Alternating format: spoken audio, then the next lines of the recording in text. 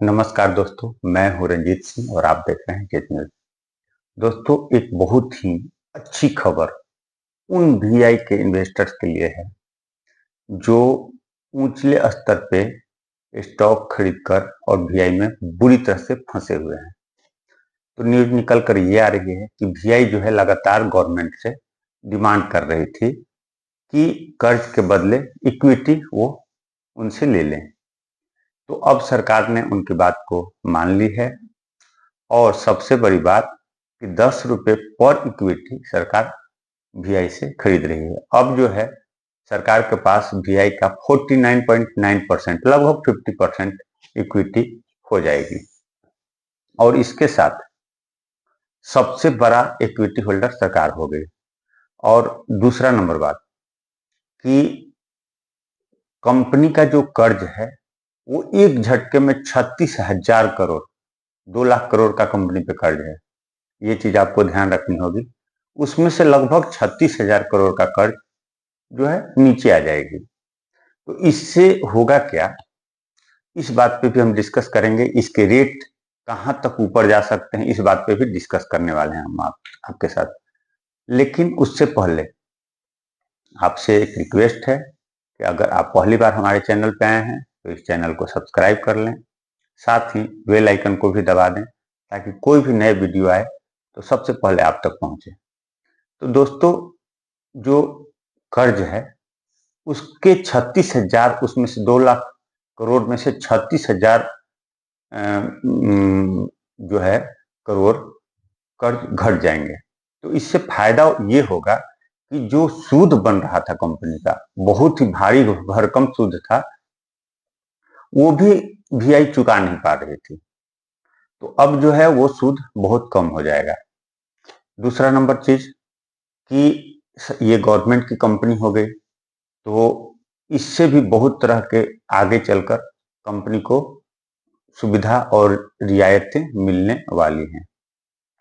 तीसरी बड़ी बात कि अभी जस्ट कंपनी ने मुंबई में 5G रोल आउट किया है और कम बैक करने की पूरी कोशिश कर रही है।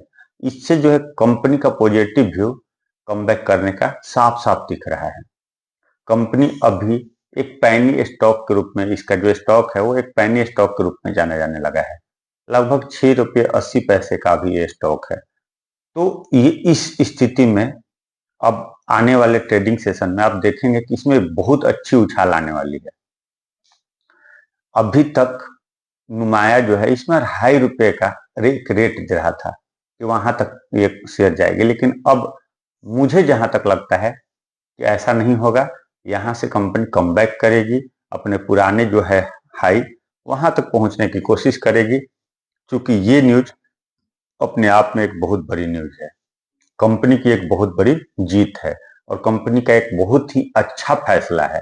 क्योंकि कंपनी ऐसे भी दिवालिया कगार पे थी, तो उसने दिवालिया होने के अलावा दूसरा जो रास्ता चुना कि सरकार को ही मालिक बना दिया है।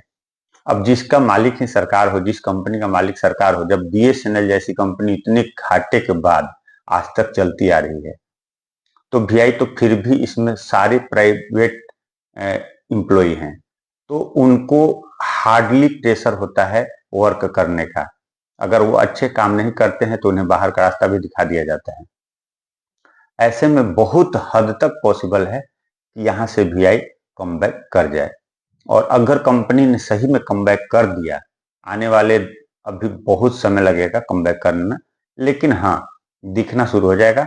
और उस स्थिति में कंपनी का जो आपको लॉन्ग टर्म चार्ट है वो गजब का उछाल दिखाता हुआ मिल सकता है। दोस्तों, इसके साथ शेयर मार्केट का कुछ और भी बात कर लें। डिफेंस सेक्टर अभी बहुत बुलिश रहने वाली है।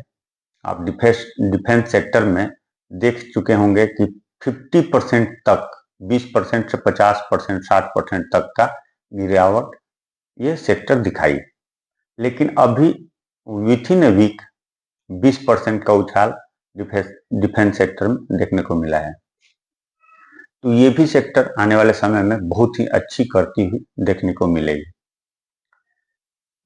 उसके साथ मार्केट की बात कर लें तो मार्केट पे जो ट्रम्प चाचा का तलवार लटका हुआ है, 2 तारीख को वो भी क्लियर हो जाएगा और उनका जो भी डर है वो वहां से खत्म हो जाएगा, चाहे वो जो भी फैसला ले। भारत में जो जीडीपी है वो गिरने के कारण मार्केट गिरी थी। आप देख सकते हैं मार्केट के गिरने का सबसे बड़ा रीजन था मोदी सरकार के इलेक्शन में का रिपोर्ट आना, उसके बाद जीडीपी का रिपोर्ट आना, उसके बाद सबसे खराब स्थिति रहा कि जो पिछले क्वार्टर का रिजल्ट था सारी कंपनियों का लगभग अच्छी नहीं थी। तो ये सब फैक्टरें बहुत ही बुरी तरह से मार्केट को नीचे ले गई।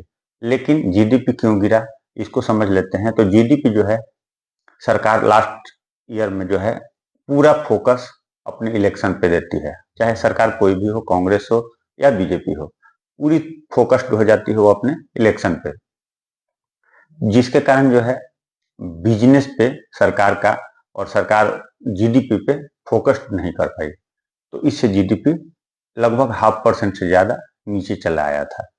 ये भी एक मार्केट के गिरने का बहुत बड़ा कारण रहा। सरकार का फुल मेजोरिटी नहीं लाना भी एक कारण रहा। तीसरा कारण रहा कि जो कंपनियां हैं उनका जो है रिजल्ट वो भी मन मुताबिक अच्छी नहीं आई। तो ये 3-4 फैक्टरी जो है बहुत हद तक मार्केट को गिराई। उसके अलावा ट्रम्प चाचा का बार बार धमकी देना, टैरिफ खेलना, ये भी मार्केट को नीचे ले आई। अब यहाँ से निचला स्तर मार्केट पहुंच चुकी है। यहाँ से जो है मार्केट रिवर्स करने की पूरी कोशिश करेगी और मार्केट को जाना तो ऊपर ही है। तो आप समझ सकते हैं कि यहाँ से मार्केट जो है एक अप ट्रेंड की तरफ अब धीरे धीरे मुड़ने वाली है। और आप यहाँ पे इन्वेस्ट करते हैं तो आप अपने पैसे को बहुत ही अच्छा ग्रोथ दे सकते हैं। जिन लोगों का ऑलरेडी इन्वेस्ट है पहले से पैसा, वो यहाँ पे और ज्यादा अपना पोर्टफोलियो में बैलेंस करें, निचले स्तर पे खरीदारी करके और उसको ये कर ले, एवरेज कर लें शेयर को। इससे क्या होगा कि आपका जो लॉस है वो बहुत जल्द फुलफिल हो जाएगा। और जो है मार्केट हमेशा एक ट्रेंड में नहीं रहती है, लगातार 7 महीने से मार्केट डाउन ट्रेंड में है। तो यहाँ से ऐसे भी अब रिवर्सल का समय आ चुका है। तो चलिए फिर मिलते हैं अगले वीडियो में। अगर ये वीडियो आपको अच्छी लगी तो इस वीडियो को लाइक कर दीजिएगा, चैनल को सब्सक्राइब कर दीजिएगा। नमस्कार।